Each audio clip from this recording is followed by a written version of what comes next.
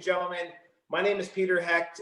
Some of you I know, some of you we're meeting for the first time virtually in this crazy world. I just wanted to welcome you to the 4,000th webinar that we've hosted over the last 9 months of this pandemic. This one is going to be more interesting than the last one. This is really compelling stuff about communicating with jurors in patent cases. We've got a great cast of characters, really sophisticated folks from the West Coast and the great Lone Star state of Texas. You might be saying, who is this guy, Peter, and who's Magna Legal Services? If you don't know who we are, we are an end-to-end litigation consulting and support company. We're providing services throughout the pandemic on a virtual basis for court reporting, for depositions, for hearings, arbitrations. We're doing remote collection of medical records and police reports.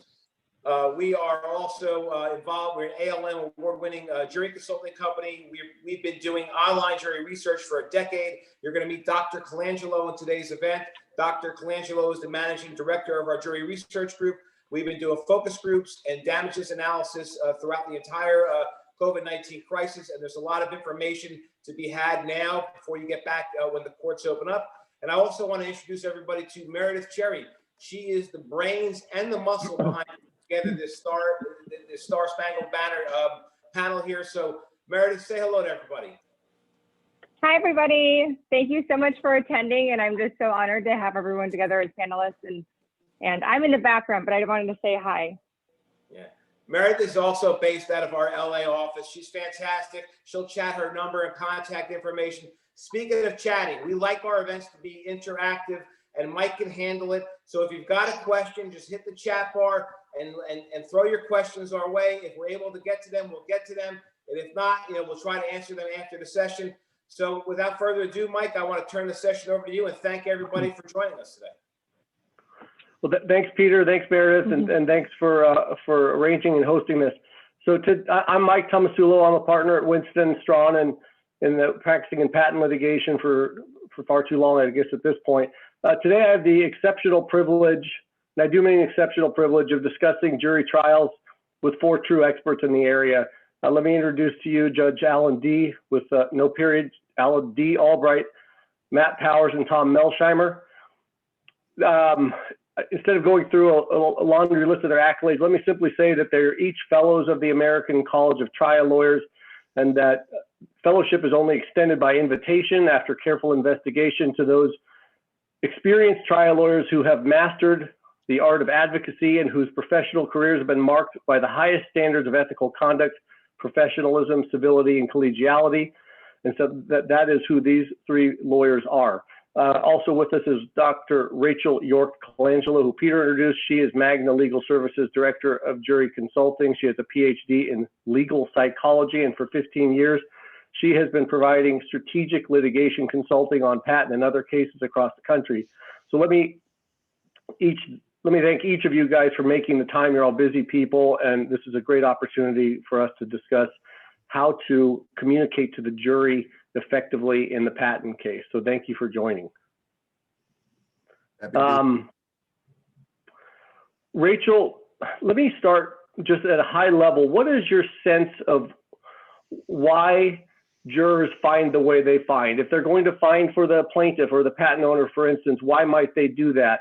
If they're going to fight for the accused infringer, why might they do that? At a high level, is this a cerebral or a peripheral? Is it a fact or is it a feeling? Can they tell you, can a defense juror tell you exactly what element wasn't met? What's the psychology of how a jury might come to a conclusion in a patent case? Sure, yeah, and I will answer that on a very high level, Mike, for time purposes, but there are several factors that we know from a psychological perspective influence juries in patent cases, one of which is an overall kind of just judgment or just feeling about which side of the case do I think is telling a better story, a story that makes more sense, that sort of comports with my existing views and experiences. We'll get into this in more detail, but the main element of telling a good story to a jury is streamlining. Too much of a good thing is actually counterproductive with a jury. and really getting to the point, focusing your case on how much information is necessary for these jurors to understand in order to make their decisions, how much is superfluous. So sort of helping serve as that gatekeeper of information for the jurors. We also know that there are two sort of routes that people take to making decisions. You alluded to these, Mike. In psychology, we call them the central versus peripheral route of decision making. The central route requires someone to have an understanding of the merits of the case, the key issues and the concepts. So I actually understand what these witnesses are saying to me, and I'm going to make my judgment with that understanding. When a case gets too complicated, as is almost always the case in a patent trial, we know that laypersons, jurors, have a difficult time using that central route of processing. So they will often resort to what is called the peripheral route, where they start to use tangential cues, such as things like how likable and how credible are the attorneys and the witnesses, and what is the feeling that I'm getting from this case. Some of that feeling and whether they find a party credible, likable, depends on elements such as the inventor story. Does the plaintiff in this case have a very compelling inventor story? They're describing this scientist or engineer toiling away in the lab, and they have that aha moment. And then maybe there's some element of, you know, an apprentice in that lab goes to the defendant's shop and now sort of spills all the beans, and the defendant comes out with this competing product. Those peripheral cues can also include relationships between the parties, which we often have in patent cases. So were there licensing negotiations that fell through, and now suddenly the defendant's got this competing product? Jurors are looking for kind of that soap opera story to help them decide who's the good guy, who's the bad guy in this case. And sometimes they will determine who the bad guy is based on that sort of gist feeling. Winning or losing can also come down to damages beyond the merits of the infringement or invalidity aspect of the case. So for the plaintiff, sometimes jurors can get a feeling that they're being too greedy or their ask is an overreach. Again, it depends on who is this plaintiff. Is the plaintiff the inventor, or is this what some would call, you know, more of a patent troll? Is that how they're being characterized by the defense? On the defense end of things, sometimes a jury can feel like, look, this is a corporation with very deep pockets. We know anti-corporate bias is pervasive among juries. And there can be a sentiment among the jury that says, just pay the money and be done with it. To give you just one example, we mock tried a pharma patent case in which we did not tell the jurors what the damages ask was. On the merits, we won that case with 4 different mock jurors. When we then told them, by the way, here's what the plaintiff wanted, which was $80 million, the jurors actually got upset. They were offended. They couldn't believe that that quote was it. And they said, what are we all doing here? This is over $80 million. This defendant makes $3 billion on one product alone per year. I can't believe they should just write the check. So these are sort of those peripheral factors that we see having a major impact on juries when they can't use that central route. And I don't want to take up too much of our time, but as I mentioned, to get to that central route of processing, the key is streamlining your case, not blasting the jurors with a fire hose of information, not allowing your experts to go into the weeds, use technical jargon. That causes the jury's eyes to glaze over. They stop listening and they decide, I think I like one side over the other. That's the way I'm leaning. So cases that we've been involved in that we have won, we have done that by really focusing the case on, as I said earlier, how much information is enough, how much is too much.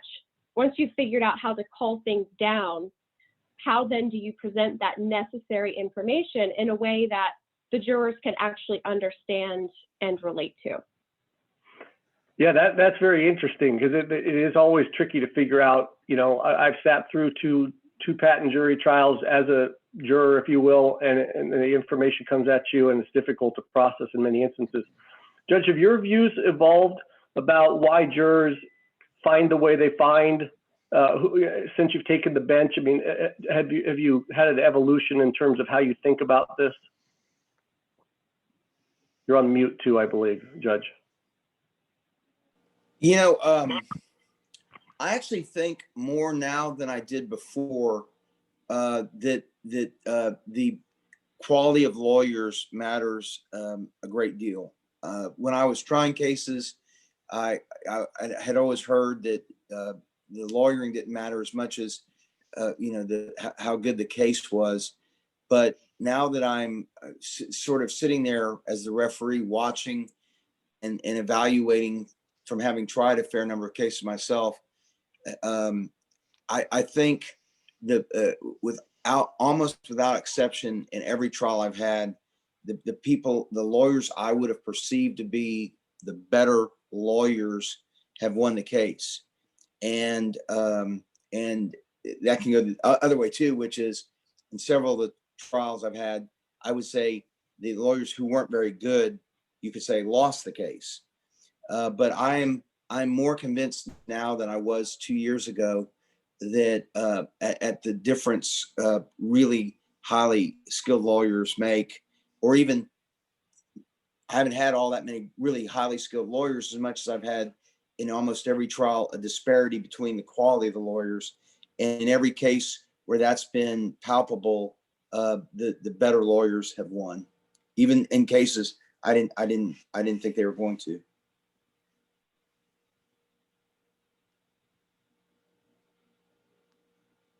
Mike, I think you're muted this time.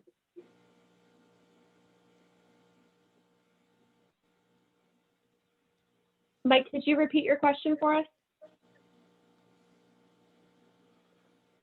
All right. Well, Mike is sorting that through. I'll throw in a comment on this issue.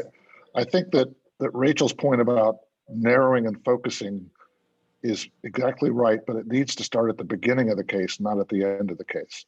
So when we start a case, whether it's a plaintiff or a defendant, we sit down with the entire team and go through everything in the case that we think is going to come out. Obviously, there's discovery to happen and all of that. But I would say 90% of the time, the case that we envision on day one is basically the case that gets tried. And the point then is to figure out what the hinge issues are. What are the 1, 2, maybe 3 issues? There's never more than that will really make the case go one way or the other. And have everybody focused on what our approach to those hinge issues is going to be. And part of the purpose is to make certain that we focus our energy on the issues that are going to matter. But it's also partly to focus on what's our thematic approach to those issues, so that everybody on the team, everybody who's asking a deposition question, everybody who's answering an interrogatory, everybody who's doing something that might ultimately be seen by that jury, everybody who's preparing a witness for deposition, is thinking in the same nomenclature, thinking in the same thematic broad brush themes, so that there's a coherence to the story once it comes out. Way too often I see people at the end trying to figure out what their theme is and then trying to take depositions, interrogatories, other documents that have been created, expert reports that don't really fit that theme, either in language or in tone or in focus or whatever. And so if the entire team is focused on what the 2 or 3 max hinge issues are at the very beginning and the thematic approaches to those, your coherence level by the time of trial is likely to be much, much greater. And so I think that's having the entire team understand what the 2 or 3 hinge issues are, what the approach to those issues is going to be, and driving your energy on those issues. It goes a long way to having a focused, narrow limitation argument by the time you're at trial. I mean, the problem is patent lawyers often think that it's all about the claim charts, that if you've got a claim chart that shows infringement and you can put a little check mark in every box, you're done, whether it's infringement or validity. And that's just not a very persuasive way of thinking about it to a jury, particularly when the limitations are often phrased in very unfamiliar language, and there's a technical dispute among 2 MIT PhDs about whether there's a check mark or an X. And And to talk to that jury, you have to go way beyond the claim chart. Yes, you have to have the fundamental underpinnings of it, but you've got to go beyond the claim chart to have something that will connect at an emotional level to that jury. And to Mike's earlier question, I mean, as a plaintiff, obviously, if you have a great inventor story and great willfulness facts, that's a pretty easy case to try. Even though you know what that case is going to be. And as a defendant, if you've got a lousy inventor story and great independent invention and no willfulness facts, well, that becomes an easier defense case. The harder problem becomes when you're trying to win a case where you don't have the easier case. And my advice for that is to take a very honest, sober self-appraisal of what issues you can win. And the mistake I see a lot of people making is not exercising judgment. They are going to try to win. They've got decent arguments on 8 issues. But the reality is they really have better arguments on 2 of those 8. And by making all of the arguments on all 8, they take away from the jury the understanding of the 2 that are really good, and the 2 start to look like the other 6. And you have to, in your tone in front of the jury and your time spent with the jury, you have to tell the jury which 2 issues you think matter. Because there's going to be 8 or 10 issues out there somewhere. You got to do something to protect a record, or the other side's going to raise issues. But the key for you is to decide what you want the jury to think are the 2 key issues out of the 8 or 10 that they're hearing about. And to have them understand what the 2 key issues are, you have to make certain in emphasis, in time spent, in all sorts of things, you are focusing only on those 2. And then you have to have picked the right 2, and then you have to win those 2. And it won't always work because you won't always be right that those 2 are sufficient. But if you decline to exercise judgment about what the issues are that you need to be focusing on, you will be reducing ultimately your chances of winning, because then the 2 good arguments are going to sound like the other 6 bad ones. Yeah, that's a tough decision for patent lawyers, that we can fall in love with our arguments. And you both touched on something which I think in Tom's book, Tom, you call it reduction, and I think that's similar to theme development. But can you talk about what you mean by reduction in your book and how that works in the difficult patent case as opposed to maybe the garden variety one, or both? Well, I think Matt's touched on it somewhat, finding out what your really key issues are and what your key facts are, and early on trying to reduce those to the essentials that you need to be persuasive. I think it's good that there's sometimes a friendly disagreement on this. So I'll just say, so Matt says, pretty much the case he begins with is the case that gets tried. I actually haven't found that to be true, especially on the defense side. I think the case often is very different, in my experience, from the way it started. Now, a plaintiff's case, you certainly want to make sure that you have a vision you carry through on. A defense case, you may have to adjust, and your act of reduction is going to evolve. You're going to find yourself being in love with certain arguments that you end up abandoning. Maybe you have a client that's driving you to maintain all these different patent defenses, like written description and enablement and all these different things that you just think really have no chance of succeeding. But we all have had to answer this question: were you saying there's no chance at all? And rarely will a lawyer say, yeah, 0. Well, it's 5%, it's 10%. Well, let's hold on to it then. What does it hurt? Well, it does hurt, because if you end up carrying too much baggage, you're going to drop something important along the way, and unintentionally. And so I think that the idea of reducing it to its core elements is a process that takes place over many months or years. I think the work that people like Magna do is important to helping lawyers figure out what's important and what's not. And let me just say this. Let me say one thing about what Judge Albright said. I totally agree with him. Every case I've won, I felt like the best lawyers were handling it. On the cases I've lost, I've concluded just the opposite. But yeah, the process of of reduction, I think, is a continuing process. You have to be willing to, Matt alludes to falling in love with certain ideas. You have to be willing to break up. You have to have that hard conversation. It's not you, it's me. You have to be willing to say, look, this argument's not working. It's not getting traction. We tried to develop it. It didn't pan out. And I think that's the sort of thing you have to aggressively do throughout the case. Judge, I think if I'm remembering this correctly, you might have said something to me that you won a $100 million verdict and you lost $1 billion verdict. You played in some pretty rarefied air, if I'm recalling correctly. Can you talk about how you approach this concept of reduction or coming up with your theme in the case you won? Well, let me start off by saying it was $1.5 billion. So, and let me say also that Tom was a lot more responsible for that loss than I was. Well, no question. No other question. So, I mean, I was responsible for the loss and you were responsible for flipping it. That's what I've always thought about. I think that's exactly right. The jurors afterwards told me if Melsheimer hadn't been there, it probably would have only been $1 billion case. But I probably fall from my experience on Tom's side in terms of the reduction. I went into obviously in the handful of plaintiffs cases I had, which was the $1 million case was a plaintiff's case. You can more focus on what is our thing going to be in that one. It was in part that we felt like the defendant had stolen our idea, but I think on the defense side, I think I started with a blank page and was just trying to figure out what, we were looking for any defense that was going to be available.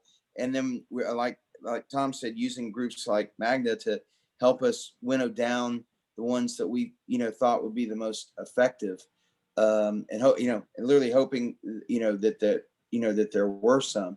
But I will support, Matt's idea that the lawyers that do absolutely the best at trial are the ones that come in with a very focused, bore-sided number of issues. I think you're better off with one good non-infringement defense that you can explain over and over again than you are saying they don't infringe for 11 reasons and not either having the time or the ability to really explain why not. But again, that's the kind of thing where if you do a good job going through, for example, a mock practice, you might be able to winnow down to what those folks find to be the most effective. But I found I was always still pretty scrambling as we were closing in on trial to make sure I knew exactly what the themes were going to be. And I don't know if there's always agreement. I think the cases Tom and I had together, I don't know that there was always agreement between Tom and I as to, exactly what the right theme was. And that was why I think Tom and I did probably maybe a half dozen or more mocks together. And we would both take them and use them to try and figure out what the best course was to do after that. But it was Tom's point.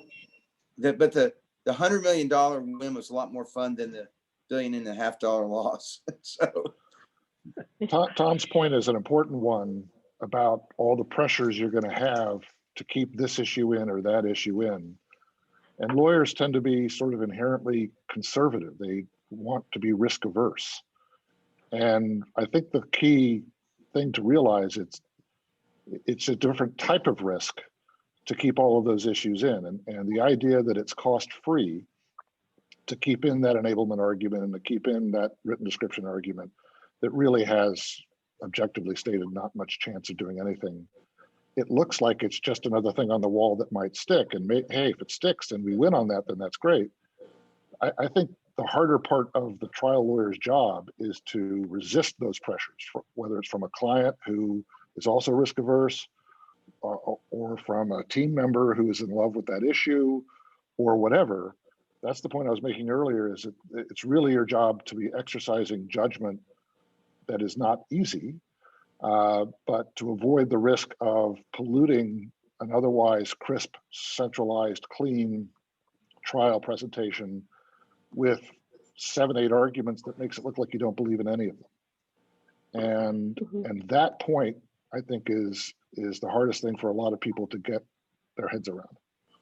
Let's just put this in for the record on appeal.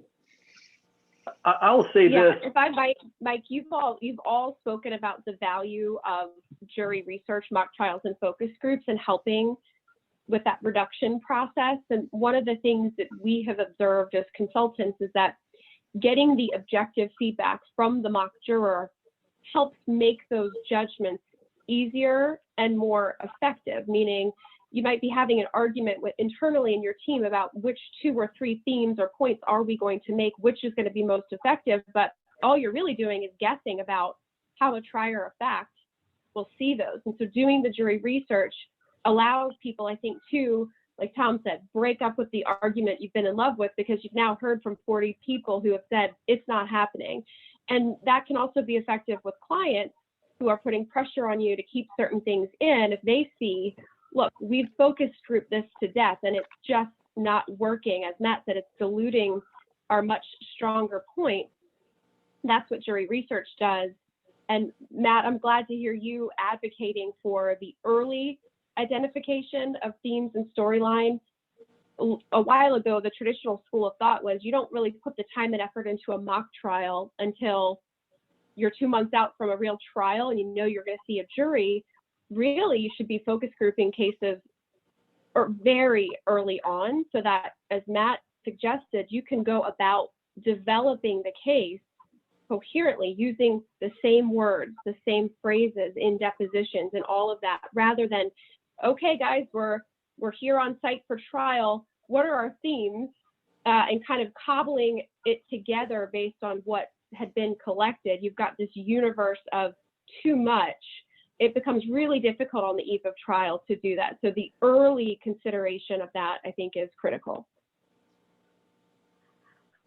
Yeah, so let me jump in and say this. I would say, you know, as far as convincing anybody about how important it is to streamline your case, I suggest going and watching a case. You know, and I've done that twice, and you get so much more respect for what the jury has to do if you go and watch someone else's case. Don't read the patent. Just pretend like you're a juror. It's invaluable for you to understand. And many, you know, and most people don't have the time, you know, or haven't had the opportunity to do that. But I think all of you have touched on the issue of mock jury. So why don't we talk about what you think that they're, you know, I think that they've evolved over time from being less of a predictive tool, am I going to win or am I going to lose, but to test certain aspects or even test demonstratives. You know, I would just open that up and let you all talk about, you know, sort of how you guys like to use jury research now, and maybe Rachel can sound off of that. I'm happy to start. I think you're right, Mike. A lot of people, there's just a natural human tendency to use the result of the mock trial as a predictor of the result of a trial, and I think that's a mistake. It's highly truncated. I think it's a false impression.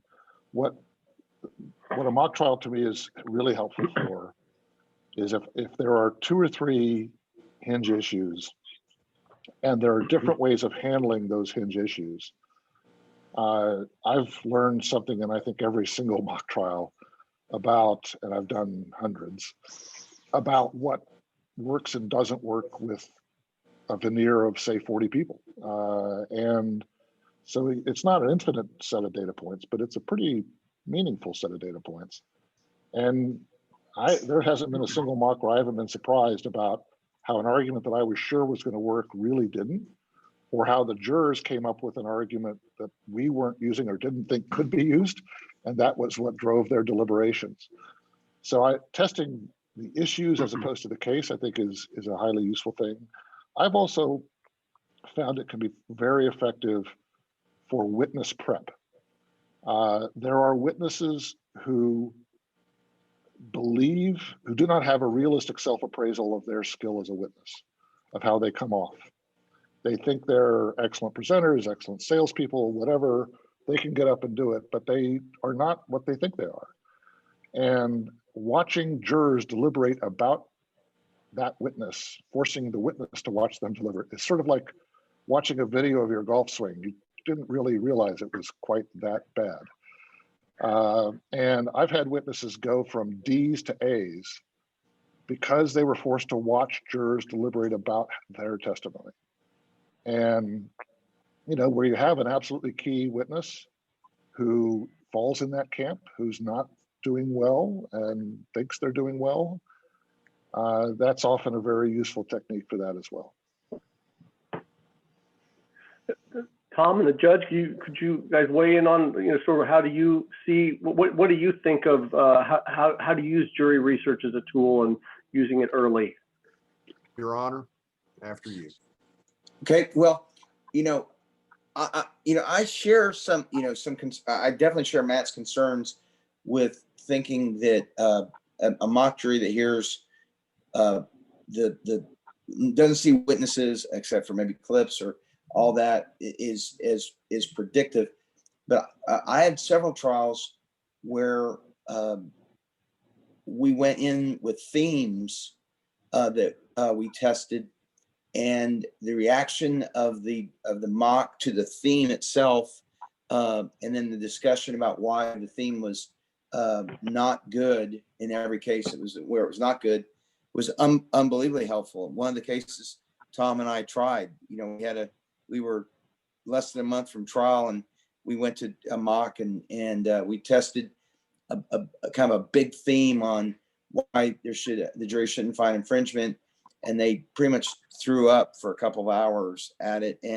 But that, we retooled and wound up winning that trial using coming up with a different theory. So to me, I think that you do get that sense of what the group thinks that can take a lawyer out of the tunnel vision of what the lawyers group thinks is a great thing. The internal group of lawyers may have all convinced themselves this is the best we have or the best way to go, and they don't have the ability to look from from the macro level and see how a lay jury would respond to it. So I think those are incredibly good things. And I think you have some of the other issues. You can certainly find out how that group of people who are acting like jurors react to different lawyers, and I think it can help the client decide which lawyers are going to be able to present the case as well, unless it's down to just one or two. But I think in most patent cases, you have several lawyers who are going to be vying to be handling stuff at trial. Tom? One thing I'd add to that, Mike, is I think the idea of doing multiple exercises is always good if you have time to do that. I know the jury consultants always like when I say that, but the idea is to do one kind of early in the case or in the middle of the case, then do one that's more of an investigative exercise, and then doing one closer to the trial that I view as more of a trial preparation exercise. I think if you have the budget and the time to do that almost always is worth it in terms of the insights and information you receive. So this is something that I don't know that we really talked too much about beforehand, but let me throw it out. How do these concepts work in a multi-patent case, where you might, as a plaintiff, maybe it's harder to come up with your themes because you have patents that have come from in dribs and drabs from somewhere else. And as a defendant, you may be dealing with patents that are coming at you from different directions or different aspects of your product. And then, how does this influence the mock and the theme development? Well, let me jump in and say, I think it's very hard to know the answer to a lot of these questions, right? I mean, there's a certain humility that we need to embrace, that we truly don't always know what people are reacting to, especially on the technology side. We can test it, but we may not be able to reproduce that in the actual trial. I think that the way I see this in a multi-patent case, look, you're going to have to do that death march for all the claims of both patents. And if anybody's found a great way to do that, they're probably not on this seminar because they've retired. Okay. that is a hard thing to do, to figure out how to do and make it interesting. That's why they call it the death march. That's not a compliment. and so people don't sign up for death marches. They're conscripted into them. So I don't know how you do that any better than has been done, but I will say that the idea, if you have two vastly different patents, or if you have two very similar patents, you have to do a good job in your opening and with your expert witness in explaining, okay, what are these about in a very high level? What is this? How do these things relate? And I think we may talk about this in a bit, but I think the ability of the expert to sell your story, not just in terms of his credentials or her credentials as far as explaining the technology, but really narrating the story of why this is an important invention, how it works at a high level, using those analogies that we're all struggling to find that are both effective, but not susceptible to Matt Powers picking it apart on cross-examination. I think that's a critical task that you have to do, whether you have one patent or five, and that is giving the jury something to hold on to before the death march. They sort of understand, okay, here's the narrative that I've heard, and here's where these pieces fit into it. Yeah, I would add to that, it's critical to be so explicit with the jury. I often see that lawyers take things for granted because you've lived with the case for years, you've learned the technology, you've spoken to the expert for hours upon hours. The jury, I think sometimes we forget this is the first time they're hearing any of it. They have a hard time following sometimes the relevance. They have a hard time keeping things organized. So it is our job as the trial team to give them that organization, to be explicit about it, and to be consistent.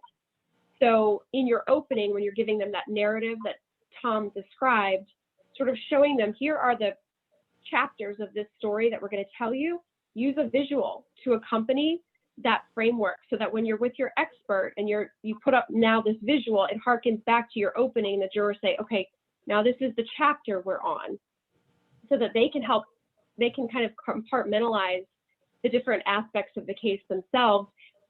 Tom hit on a critical point with regard to the experts understanding and helping to narrate the story and the themes.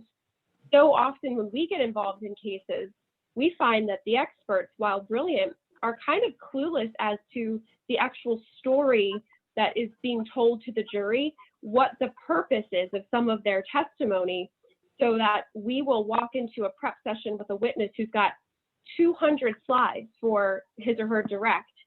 And we ask them questions like, why is it important that the jury understands this level of detail? They can't answer that question because they don't really know what the jury needs to understand or not. And I find that once they're clued into, here's the narrative, this is what we need the jury to ultimately come away with, your experts can be very helpful because they can figure out, okay, I don't need to go into that rabbit hole, I can stay higher level, but here's something I do need to provide more information on. They also become a lot better on cross-exam, I find, because they're able to navigate those questions smarter, if you will, meaning they know why this question is coming their way, and they can kind of craft their answer to continue advancing those themes and that narrative. So we had a question come in, and I think it's in the nature of everybody has a plan until they get hit. Matt or Tom or Judge, what are some examples of a challenge in making a pivot in the middle of the trial if things just don't go according to plan? Well, there's always a risk of that, and I think it's happened to everybody who's tried a fair number of cases. It's never pleasant, but it does require you then to sit down, step back and say, okay, what's doable? And it comes back to sort of the judgment comment earlier. Depending on what it is, so let's say a claim construction comes down in the middle of trial that eviscerates a non-infringement argument that you've been relying upon, where the claim construction is now changed. That's happened. Or a witness, you have a new witness coming in that wasn't on anybody's witness list who's going to try to say something really damaging, and the judge allows it to come in. That's also happened. What it requires is stepping back and saying, what is doable? What can I actually accomplish and given the new landscape? And you're basically creating a new trial plan on Saturday evening in the middle of trial. But that my general advice is be honest with yourself about what you can accomplish. And at that point, you're fairly fixed in terms of witnesses. You're fairly fixed in terms of expert reports. So your options are limited. But some of that may come down to trying to define the battleground as being something where the change doesn't hurt you. And in multi-patent cases or something else, you may be able to create the impression that that case isn't about the thing where the new development hurt you. It isn't about the issue that related to that Markman ruling, or it isn't about what this new witness is going to have to say, but you're going to have to sell that with the remaining witnesses that you have and everything else. And let me add that I think there's two different ways of describing this, right? So I think in East Texas, certainly, and I know Judge Albright has been a fan of time limits. I think when you have time limits, it's sort of there's less you can do, frankly, to change course because you don't have time really to do a lot differently. And of course, you've got a lot of issues that have been ruled on pre-trial. So the idea that there's a lot of surprises, I think, is more myth than reality. But if you have a trial in front of many judges where there are no time limits and you've got the ability to, and maybe the judge has not made a lot of pre-trial rulings, I think then you've got much greater ability to make these kinds of changes. The jury may not even notice. If you have a God forbid, I mean, these trials that Alan's talking about that we did, that Judge Albright's talking about that we did together is, they were 10-week, 12-week trials. I don't know that they remembered what the opening statement was or what happened on week 3 of the trial. But if you're in front of Judge Gilstrap or Judge Albright, I mean, you're going to maybe finish the trial in a week. So a lot of it's going to depend on those circumstances as well. Judge, what's your reaction to theme development in multi-patent trials and your experience with that as a lawyer? Well, as a lawyer, I think both Matt and Tom have pointed out, the problem, it's tough enough for a jury to expect a jury to really fully understand if it's a case about pipe, it might not be that big a deal to understand. But if it's a case that has to do with, the way that a semiconductor, increases the ability of a cache to, use power or vice versa. I mean, if it's something where a lot of it is going to be in engineer speak to begin with, that situation only that concern only increases with every additional patent that's involved in the case. And I think I hate to say it, but I think if there is more than one patent, that also increases the likelihood that the jury will care as much, if not more, about the performance, not the content, the performance of the lawyers and the witnesses and their visceral reaction to it, because with every additional patent, their ability to follow along with the number of claims that might be involved, the number of different technologies that might be involved. I think that's going down, and the value of which expert, which lawyer they think is more polished or has. It's rare that someone has better credentials because so many folks now get such highly qualified experts. But I've had several trials where we talked to the jury afterwards, and the reaction was, we thought both experts did a great job. We thought they're both very persuasive, but we just liked yours better. And and I think that the potential for that increases if you have 2 or 3 or 4 or 5 patents than if you just have one where, someone really skilled like, Matt or Tom is focusing them throughout the entire case on maybe 1 or 2 or 3 claims, and there are 1 or 2, 3 issues within that claim, even sliced further down, they need to focus on. To give you an idea, I have a case where I think the plaintiff has 7 or 8 patents, and one side wanted them all to go to trial at one time, and the other side wanted there to be 7 or 8 trials. And I made the decision even before they spoke that it was going to be at least 2 trials, if not 3, because I don't think it's fair to have a jury trying to handle more than 2 or 3 patents at a time. Yeah, what I've seen juries do, and not in every case, but I've seen juries when there are multiple patents in the same trial or mock trial, is they will decide early on which side they like, or if they are siding with you pretty convincingly on one of the multiple patents, then they will kind of go your way on the others.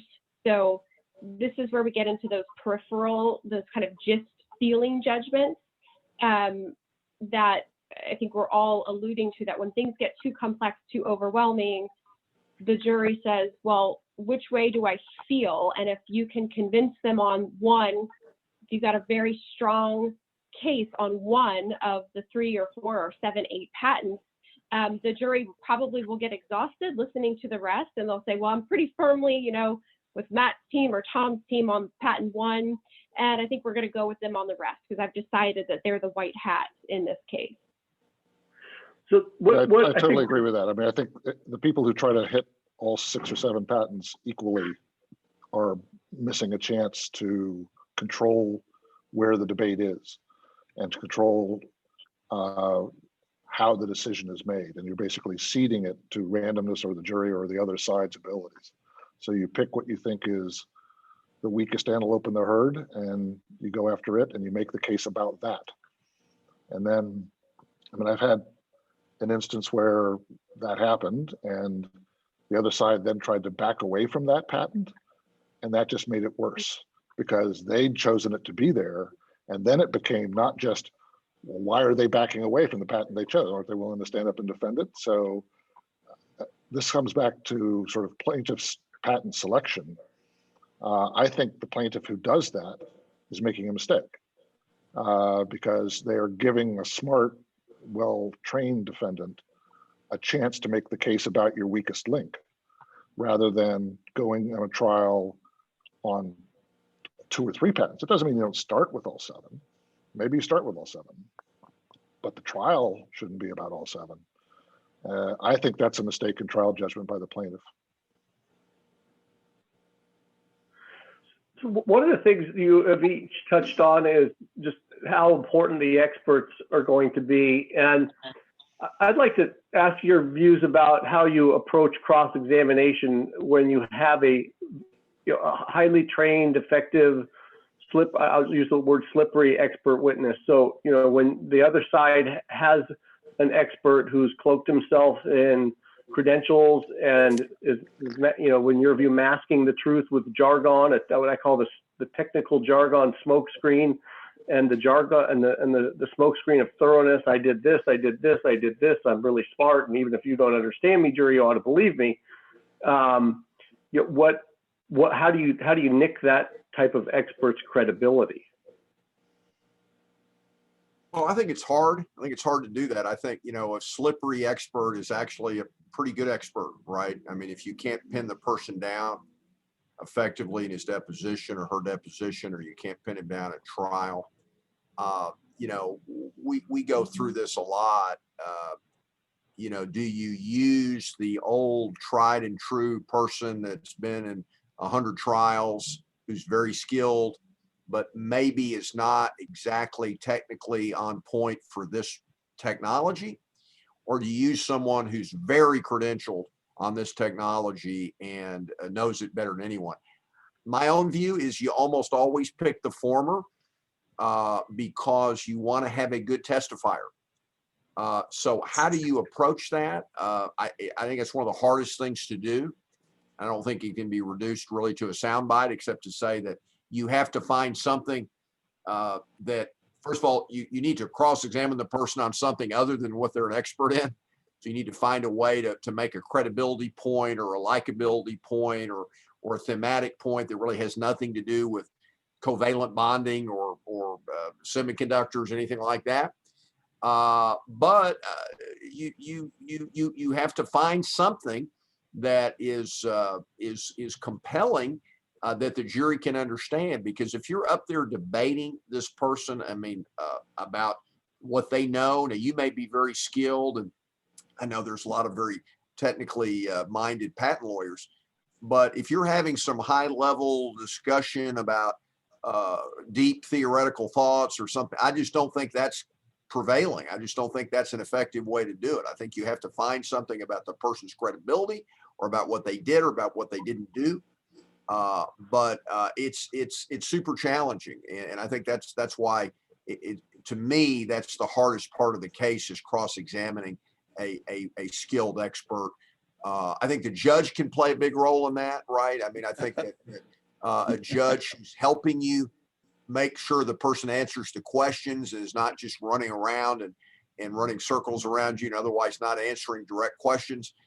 Some judges are real good at doing that. Some judges take a more hands-off approach. But I think all those things play into it. Well, Judge, I agree with all of Tom's points. For me, the way I think about it is you have to find a crack that you can put the crowbar in and then push.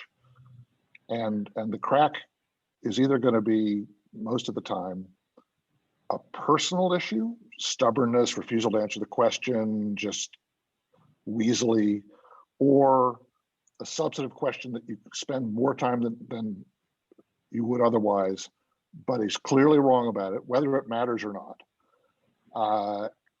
And use that as the place as the crack to put the crowbar in and then push. And you're going to know whether you've got a personal angle from the deposition. You're going to know whether this is, there are very smart experts who produce very great reports who are right about the issue they're talking about, but they are constitutionally unable to answer a simple question, and so stubborn and so enamored with the way their cloak twirls as they act like a matador dodging every single question, that you make it about that, as long as you can actually show that they're really that slimy, even if the stuff doesn't matter at all. So, but you're going to know whether you've got someone like that, and there are people like that, or you've got something where they just made a mistake, or they, I mean, one common mistake is you'll have an otherwise good expert who was spoon-fed the material from their lawyers, who didn't give them enough to protect the expert from what the other stuff that was out there that they didn't even show him. And so then it becomes really the expert is just a mouthpiece for the lawyers, and you can have an entire cross that is built around, well, you didn't see X either, you didn't see Y, you didn't see Z. The lawyers didn't show you A, the lawyers didn't show you B. When you're thinking about this question, would you normally want to know see A? And you can make it all about them really just, as I say, being a mouthpiece for the lawyers, and that can be effective in some cases as well. But you just have to, I mean, Tom is exactly right. If you spend 2 hours of your time debating the expert on the subject of their expertise, you are wasting your time. Judge, Yeah, what and do I you would think? add that, oh, I'm sorry, Oh, Nick, go ahead. I think the judge has some views about how people, including experts, are supposed to answer questions in your court, right, Judge? Yeah, it's interesting. A couple of weeks ago, I was on a panel with two really, really smart judges, both of whom are two of the judges that if you have a patent case, you got about a 50% chance of being in front of.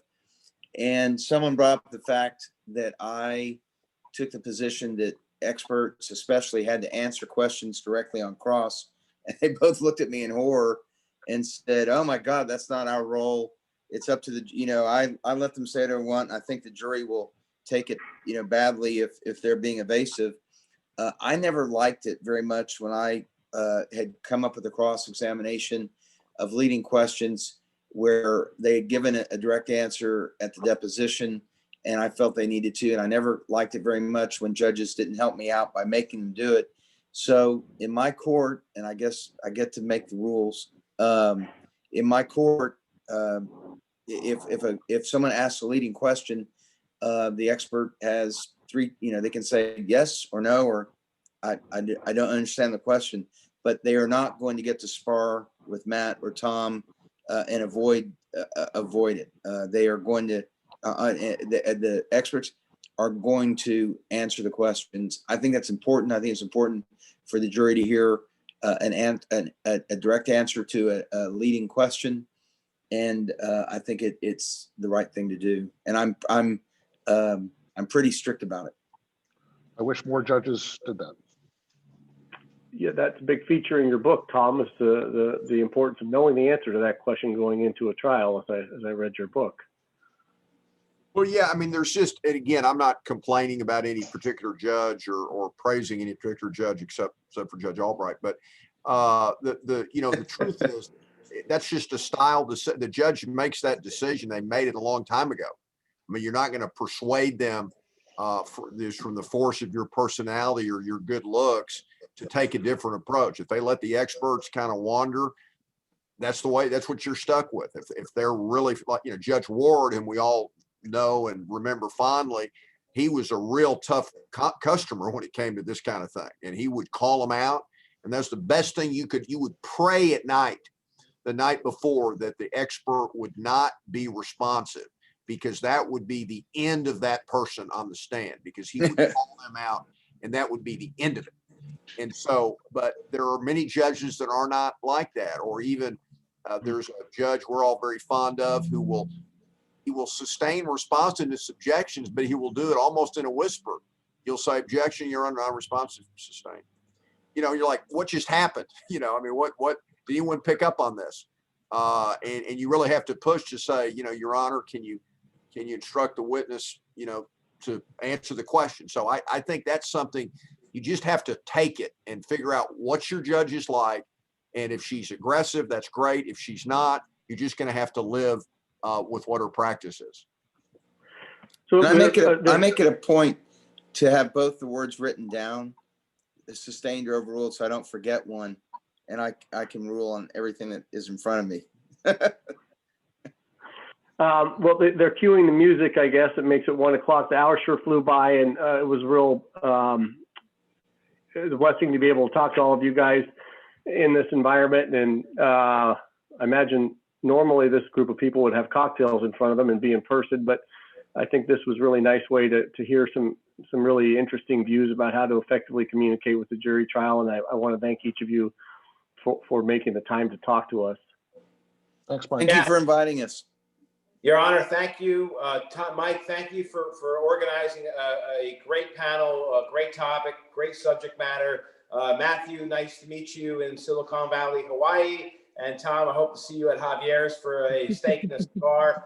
And Dr. Colangelo, I'm hoping that we'll see you, sometime soon at the Magna offices when the pandemic cools down. And Meredith, you're great at putting together these panels. I hope that you get together with Mike and everybody and put another one together. Did you put out your contact information so that everybody can reach out to you if they find anything of interest to follow up? And I did. Hire you and Rachel? Good. All right. Well, then, Absolutely. everybody stay safe. And remember, at Magna Legal Services, we got you virtually covered and we hate COVID-19. Thank you so much. Thank you. Thanks, everybody. Bye, everybody. Thank you, everyone. Thank you.